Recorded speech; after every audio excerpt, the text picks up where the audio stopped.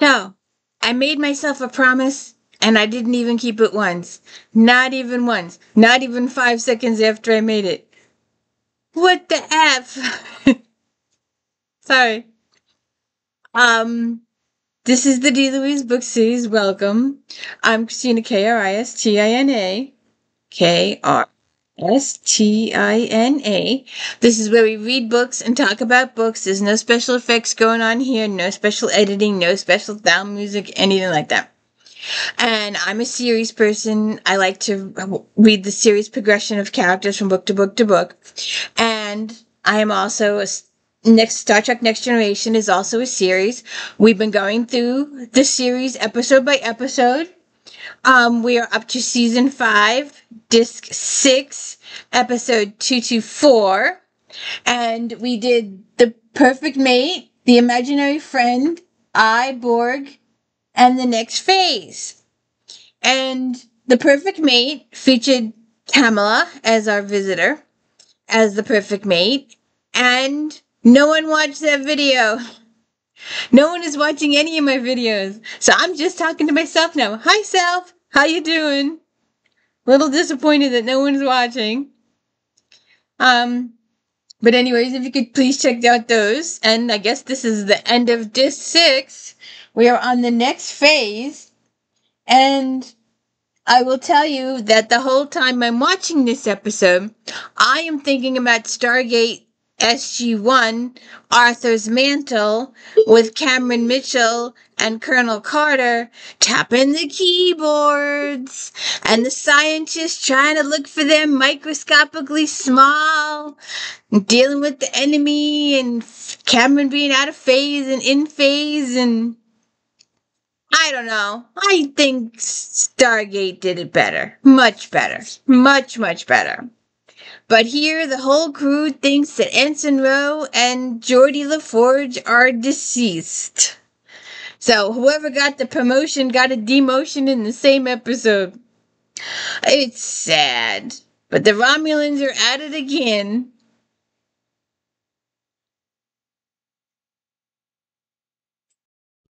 Oh, and before I forget, don't forget to check out If Then later this afternoon. And don't forget to check out Flashback Mondays.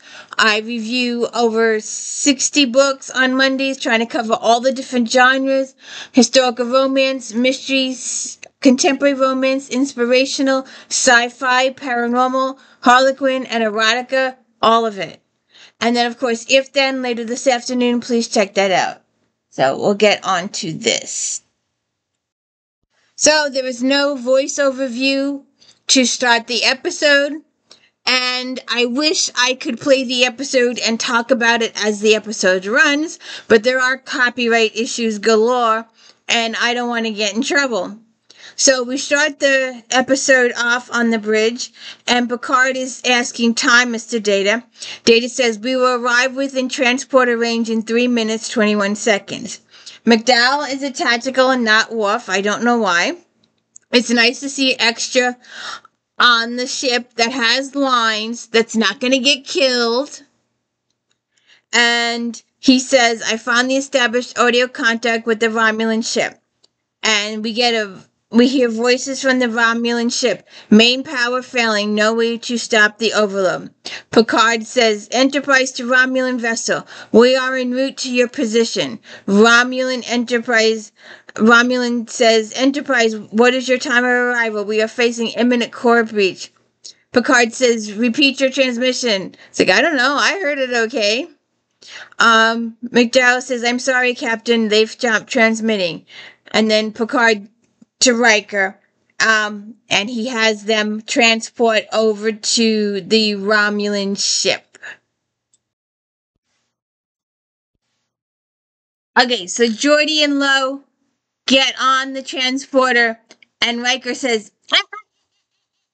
"No weapons. We don't want them to think that they're under attack." So then they take their weapons off and lay them on top of the counter. And Ensign Rowe has an under-the-breath comment about that this is not a bright idea. And Riker's like, "Pardon?" And she's like, nothing. Didn't say nothing. So the three of them beam over to the ship. Oops, wrong ship. Okay, that's the Romulan ship. So Worf, Riker, Giordi, and Ro transport over to the Romulan ship. Romulan ship. Now, I don't know how well you can see this, but the lighting, they were trying to simulate that there was trouble on board the Romulan ship. And they just show up in the middle of this room, and they're like, oh, come here. Like, they didn't expect them, they didn't know they were coming, they just suddenly appeared in the middle of their bridge. So Riker and them show up.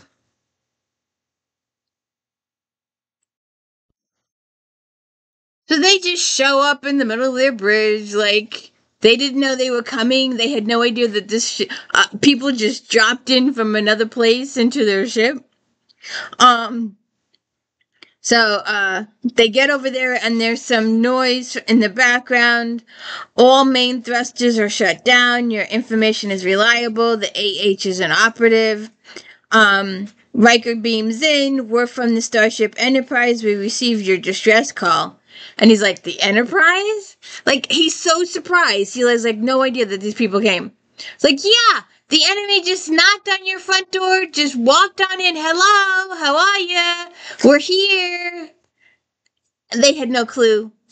I don't get it. I was always suspecting that maybe, it was a mutiny little thing and they did away with the captain. Maybe the other officers didn't know they were in contact with the Enterprise. You never see anybody else, so who knows what's going on. Riker says, that's right, your message says you suffered a failure in your engine core. Marok says, yes, we had a forced chamber explosion in the resonator coil. Giordi says it's a pretty strange setup. It looks like the graviton field generator has been completely depolarized. There's no way to fix it. It'll have to be replaced. Riker asks where the replicators are. The woman says they're offline. Riker says who's in charge. He says, I'm the science officer. Riker tells him we'd like to move the generator back to the Enterprise for replication. He agrees. And then Riker sends Giordi and Ro with the equipment back to the Enterprise. And that's where things get a little dicey. So, they get their piece of equipment, they stand next to each other, they contact the Enterprise, they're going to tell them they're beaming over, and no Chief O'Brien. I miss Mr. O'Brien. Would have liked to have seen him, but we have Brasimer here, and she does the control things, and she has trouble beaming them over, and she says, engineering, I need more power to the primary energizer coil. Brasimer to Commander Riker, I'm losing them, I have to abort. And she turns off the thing, and she says they should be back at you. And Riker says, they're not here. And she's like, no, they're not here either. And Riker says, where are they? And they're going to start an investigation. They can't locate their pattern. They have lost them. They are now presumed dead. Sad, sad, sad. Now, back in the day, I would have thought that this was a pretty useless death, and it would remind me of Tasha Yard's death in the Black Tar. This was so useless. They were just for performing their duties, and they got lost in the transporter thing. And I know early on, they get a visit from the doctor, the original doctor, and he says he makes a comment about not liking transporters. But they have lost them. They're presumed dead. I tell you the truth, I like Stargate Atlantis' thing better. We always know that they're alive. They're tapping the buttons on the author's mantle thingy, on the computer thingy. There might have been a little bit of suspense going on here. Oh my God, they've died. But they're regular characters. They had current contracts at the time. Although the internet wasn't that great back then, we didn't have instant spontaneous Facebook and messages and all this kind of stuff. I mean, it was growing by this point. But YouTube was in its beginnings and it wasn't this big and we didn't have all this huge stuff that we have now. Now it's just like spontaneous and we all know instantly, no, they still got contracts, they still got this. It was a little bit of suspensey kind of situation. So now we have to launch an investigation into what happened to Giordi and Ralph. And if I could play this episode and talk about it, I would, but like I said, there is copyright issues and I don't want to offend anybody. So then we're back on the bridge. And Picard says, Mr. Data, begin a level 1 diagnostic. All transporter systems offline until further notice. Could they have materialized somewhere else? Data says negative. Captain sensors are unable to locate them anywhere within transporter range. And then he talks to Troy.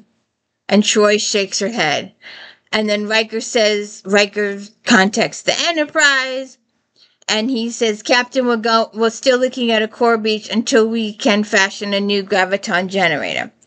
I need a replacement personnel, sir. Picard says, Mr. Data may continue the diagnostic of the transporter system at another time. Take a shuttlecraft and 2 more engineers down to the Romulan ship. Aye, sir. Mr. McDowell, alert the main shuttle bay to have all available ships and pilots standing by in case we need them. Aye, sir. Ensign Lane, of course, away from the Romulan vessel. Engage at warp 1 if you detect anything sign that it's going to explode. I just wanted to show my reluctant visitor. Alright, let me move on here. So then we're back on the Romulan ship. Pressure in the containment chamber has increased to 15 Melek, whatever the hell Melekos are. Riker says, what can we do to stop the overload?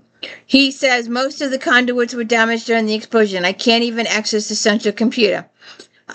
Worf says, Commander, emergency bell codes have sealed this section off from the rest of the ship. There's no way to gain access to the main bridge or control centers. Survivors, Worf says there are 73 alive. And Varel, I don't know why she's like 73. She doesn't say we have a crew of 200. She doesn't say anything, we had a crew of 100 or so many are gone. All she says is 73. So I have no idea what that means. If it means they're missing people, they had more people, or what's going on there. Maybe she thinks there should be somebody else. So we'll see what happens. They never address the issue again, so it's kind of dead there. Maiko says the pressure has dropped to 200. She says, I've lost control of the containment changer. It's going to implode. Riker says, we need to dump the entire core. Do you have an auto eject system? He says, yes, but it's not functioning. We'll have to do it manually. So Worf and the other guy go over and they push the stuff away and they open the thing and they pull the things and they eject the core. And at that particular time, Data shows up. He comes to the rescue. Oh, and I like how Worf automatically knows where to go and where to move the plate in the floor and to pull up the handle. We didn't hear any instructions like it's over there on the floor. We got to move this stuff out of the way. He just automatically knows where to go. I'm just saying. See, he lifts up the hole, he pulls the lever up, and it's done. Then they gotta move this big thing, and Worf and the guy are having trouble until Riker comes over and helps. Then they try to close the doors. And Data just comes over and closed. Just saying.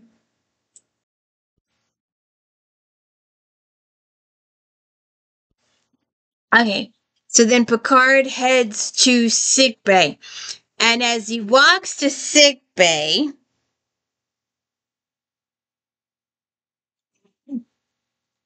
there's some legs on the floor. And apparently those legs belong to S and Row.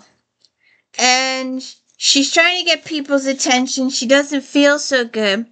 And she goes to sick bay and she's like, hello, I need help. Hello, I need help. And no one is seeing her.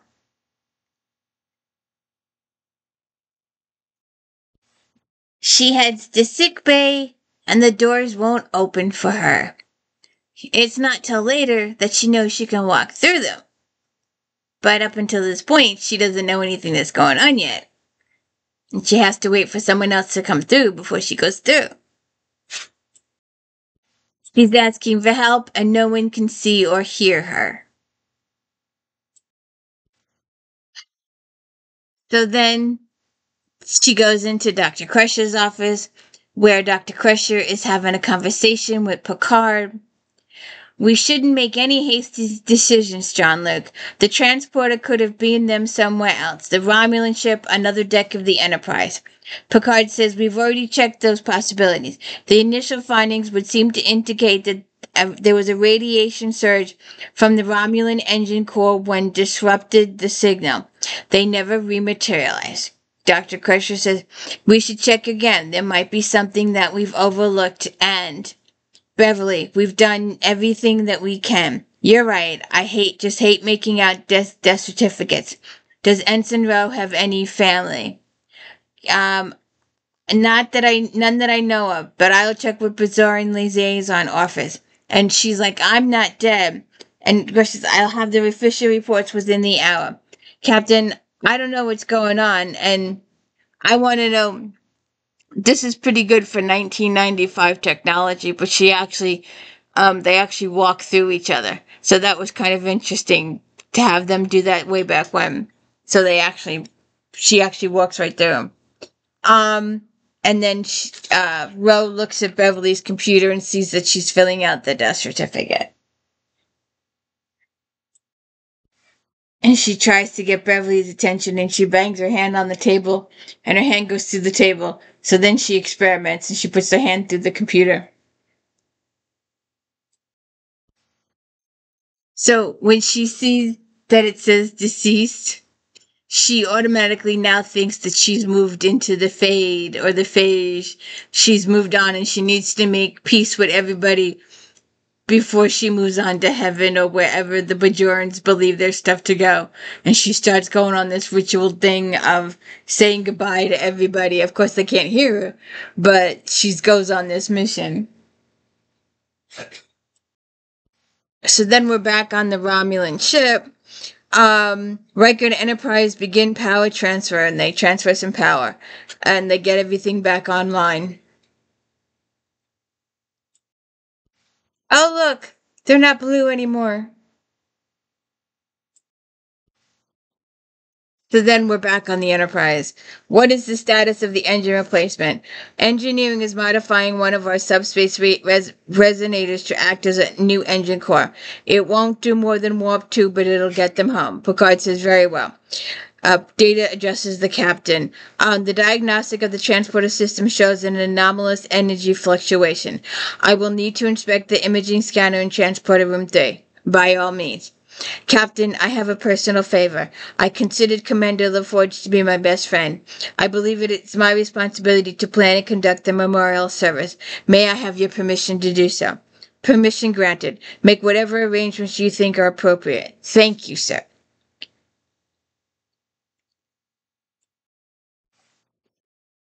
I like this scene. This was good.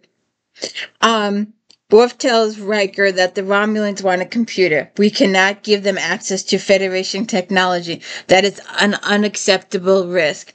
Riker says, what about a computer core from 30 or 40 years ago? One that the Romulans are already familiar with. That would be satisfactory. Riker says, check with the Enterprise, see what's available. Be sure your concerns are addressed before you install it. He says, thank you, sir. So then we finally see Giordi, and he's walking around engineering, and no one can see or hear him. Okay, so then Rose shows up, and they have one of those. She totally, absolutely believes that she's passed on, that she's in the middle before making her reparations and saying goodbye to everybody and all that kind of stuff. She totally believes them. And Giordi's trying to convince her that no. And when they touch, they realize that they're real and solid to each other. But they're not real and solid to everybody else. She's trying to, say that she's making final plans and all this kind of stuff. And Giordi's like, no, we're not dead. We're not dead. I'm still in my uniform. I still can't see. I've still got my visor. And I've repeatedly said that they offered him in season 2 to get rid of that visor. And the character turned it down. And I'm thinking, it's 5 years later. They should be doing something for him. It's a pain in the butt that they wait till the movies to do something for him. So Rogue fills him in that our patterns were lost in transporter malfunction. We never rematerialized after leaving the Romulan ship. Wait a minute. What are you saying? That we're some sort of spirits? Spirit souls. My people used to call them Bororas, whatever term you want to use.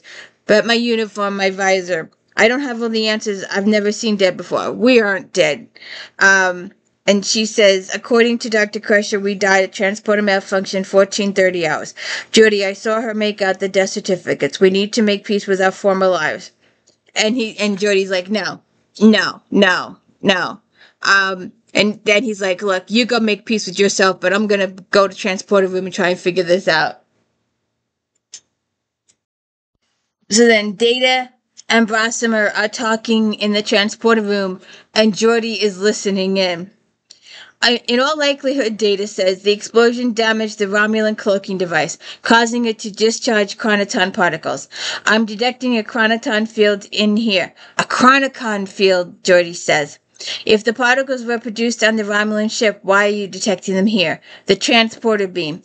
Data says, I suspect they traveled through the transporter room. That may have been the cause of Giordi and Rose's death. I will go to the Romulan ship. Perhaps I can discover the source of the emissions. Commander, are those chromatons dangerous? Data says, no, they pose no danger to humans. However, some of the ship's systems may be affected by prolonged exposure. When I return, I will devise a method to eradicate them. And then Giordi's like, he's got it.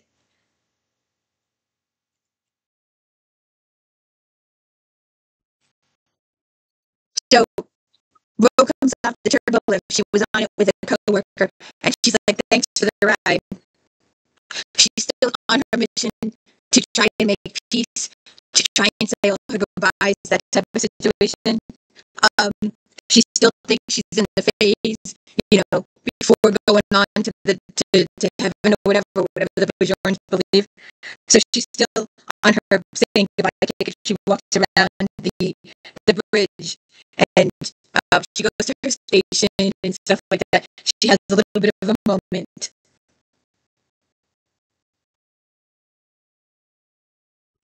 Here's a good scene at the bridge.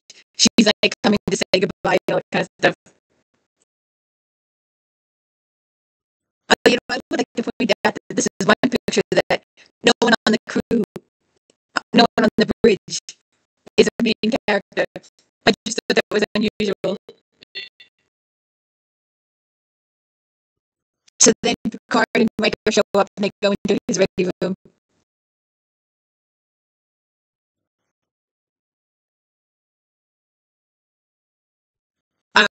Riker's talking with Picard, unknown that Ro is standing next to him. That would explain why they're so far from Romulan space to avoid being picked up on Federation long-range scans. Riker says we should have an engine core ready for them at 1900 hours. Picard says, Commander, there'll be a memorial service at 2300 hours this evening. Mr. Data is making arrangements. I'll be there. Rose says, me too. In fact, I'd like to say a few words. You did know the forge longer than any of us. Actually, I was thinking more about it in Monroe. Me, she says, when you're ready, coordinate with Mr. Data. Wait, what are you going to say about me? Captain, and he leaves, and she's sitting there in front of the captain, and she's like, "You can't even see me, and I'm still intimidated by your presence." And she said she just wanted to say thank you for trusting her when no one else would. Blah blah blah. She has a moment. So Giordi comes in, and he's figured out a few things, and he wants to talk to Lo. And he's like, "Excuse me, Captain." And like, even though the captain can't hear him, doesn't know he's there, that kind of stuff, he's still like, "Excuse me, Captain." But she says, Data is taking the next shuttle over to the Romulan vessel, and we need to be on it. Why? She says, because I think what's happened to us, the answers are over there. Why can't you just accept the fact? LaForge says, look, if you're right, then we're dead, and this doesn't make any difference. But if I'm right, then we're still alive, and we need to get help. So they go.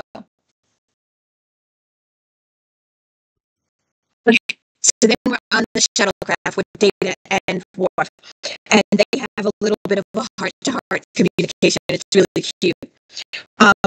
Lieutenant, I'm planning a memorial service for Commander LaForge and Ensign Rel. I would like you to participate. What kind of service? Captain Picard asked me to arrange a ceremony that was appropriate. I have given a great deal of thought as to what is appropriate in this instance. This is weird, listening to them plan a funeral, Giordi says. Data says, I'm having difficulty finding what kind of service. Do you have any suggestions? Worf says, human custom is to conduct a solemn, dignified service in which the dead are praised by their friends and loved ones. Data says, Ensign Rel whispers urine. Her beliefs should be reflected as well. However, their death rituals are quite complicated. Rose says, please not the death chant. And Worf says, the Bajoran death chant is over 2 hours long. I'm not certain that either human or Bajoran rites are fitting, and I have reached the funerary customs of over 5,000 cultures to no avail. And Shuttlecraft 4 has just cleared, Worf says. Data says, resume course. In almost all societies, it's a tradition to say a ritual farewell to those you call friends. I never knew what a friend was until I met Giordi. He spoke to me as though I were human. He treated me no differently than anyone else. He accepted me for what I am, and that I have learned is friendship. But I do not know how to say goodbye. He said goodbye to Tasha, just to bring that up. Commander, I am not the proper person to advise you. Why? He says, I am very happy for Commander LaForge. He has crossed over to which is beyond. For Klingon, this is a joyful time. A friend has died in the line of duty and has earned a place among the honored dead. It is not a time to mourn. And then they go back.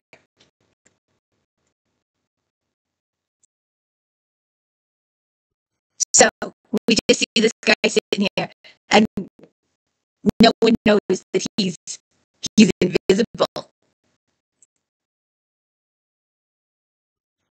So they're on the Bajoran ship, and Giordi looks at all the equipment and he examines them.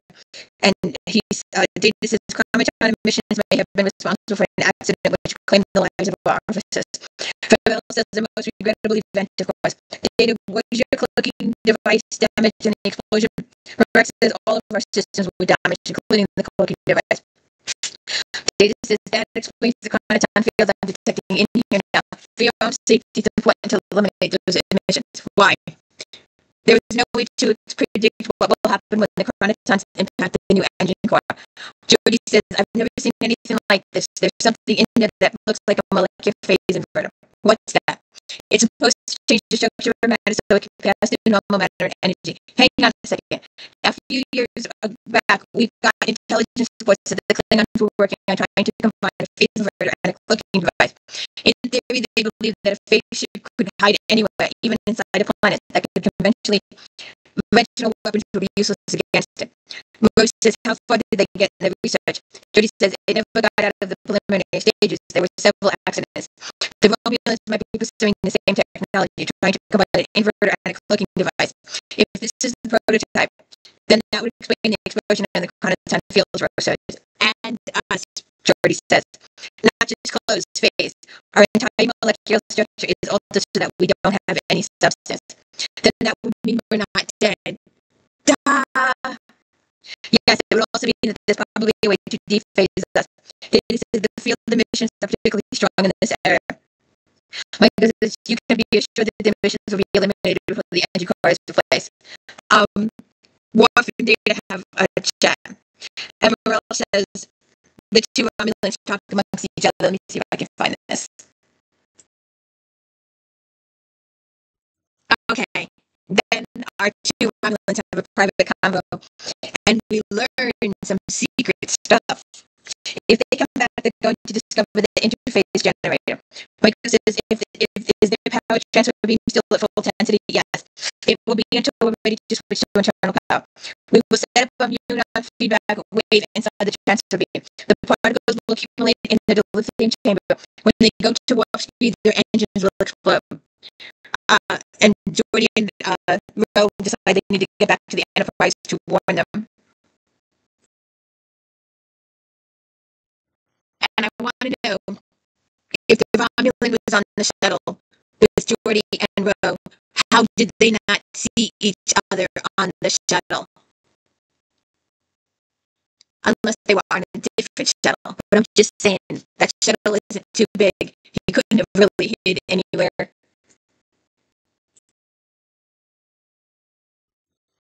So the Giordi and Ro are back in engineering. The Romulans must be hiding in a sensor return signal. Unless someone runs a level 3 diagnostic they've never detected. There must be a way to warn them before the ship goes to war. And Data is trying to do stuff. So they go over and try and get Data's attention, and they don't. Well, a little bit they do. West says the following areas are shown contamination: sick bay, transport room 3, main bridge, captain's ready room, shuttle bay 2, and main engineer. And Ro and the Forge figure out that they're not random. That's all the places that Giordi and Ro have been. Giordi says they're leaving chromaton footprints behind. Data says, can you know the focus of the scan to pinpoint the locations? Not with the internal sensor. Go to Science 62 with the main bridge. Use a lateral sensor rate to get a more precise reading. I will modify an ion emitter to eliminate the fields once they've been located. Why don't you go and see? And then he tells her to go with Ro. Giordi tells Ro to go with Proxima, and Giordi stays on the engineering. And Giordi tries to get his attention, and it really doesn't go well. He's putting his hand in all the computer stuff, and he's walking back and forth in front of Data and all this stuff, and it really doesn't go well. And then Giordi's working with Data here.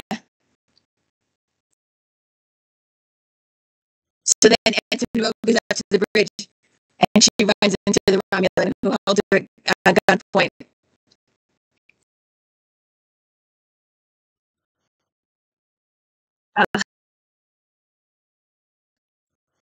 So then he follows her out to the hallways and the corridors.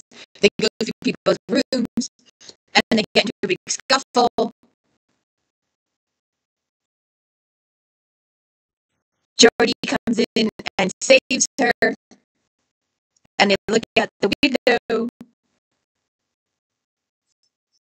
and the Romulan is out the window.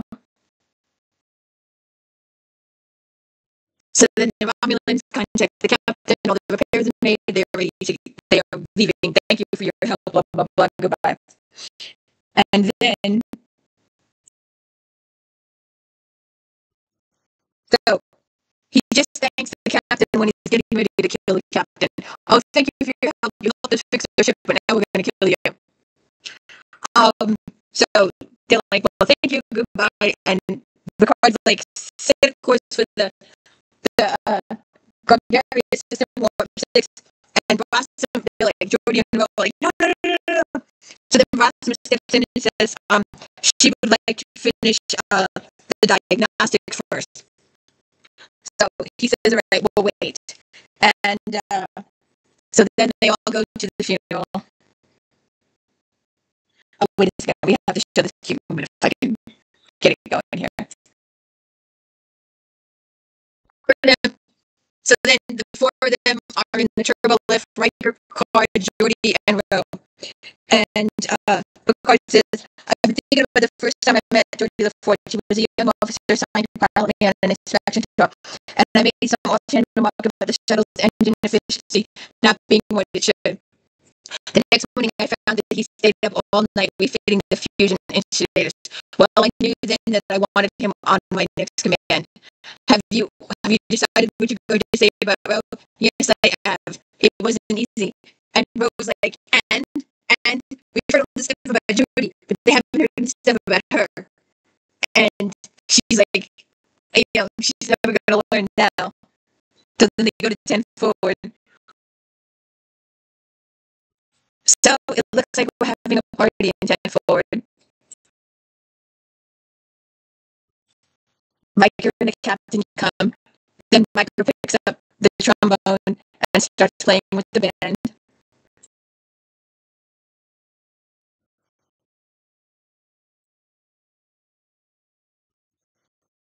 Right, the Giordi and Ro come in. Now I suppose I'll never know what you were going to say to me. And she fires the disruptor through Riker's head. It says, do you think the others will think the service appropriate? Dr. Fisher says, look around your data. Everyone is sharing the memories of Giordi and Ro and laughing and talking. What could be more appropriate than that? I'm glad you approved, Doctor. Rossum says to come into data. Go ahead. I'm starting to serve you with clear the critical areas of quantum, but we detected a new field forming in 10 forward. Stronger than we've never seen before. Because Ro is firing the phasers all over the place, and they fire the phasers, and they have back and forth between the data and Rossum, and it goes back and forth and back and forth and back and forth. And then Ro sets her device to explode to get their attention because they're just about to go to warp. Her thing explodes. It gets their attention. They get an alert. But Rossum says that they've had extra.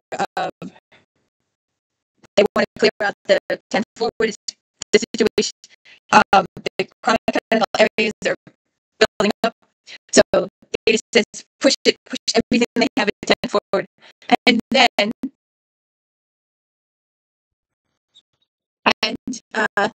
data's like, Car's like, did you see that? And data's like, yes, I saw that. And they're like, we're here.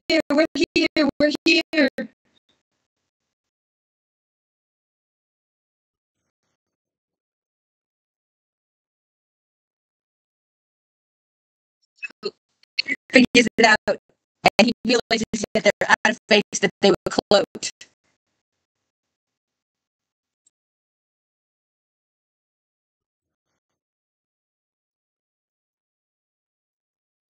Okay, sorry, I'm getting my signals crossed up. But they find them, they reappear to the cast, they tell them that they need to fix the engines because the lithium chambers are going to explode.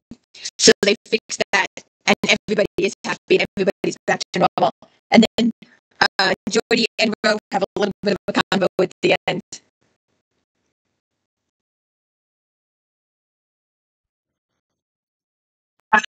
So Giordi says, can you pass the rolls? And Ro says, you've been eating for over an hour. Come on, we haven't eaten for 2 days. I'm hungry. What's wrong? Nothing. Come on.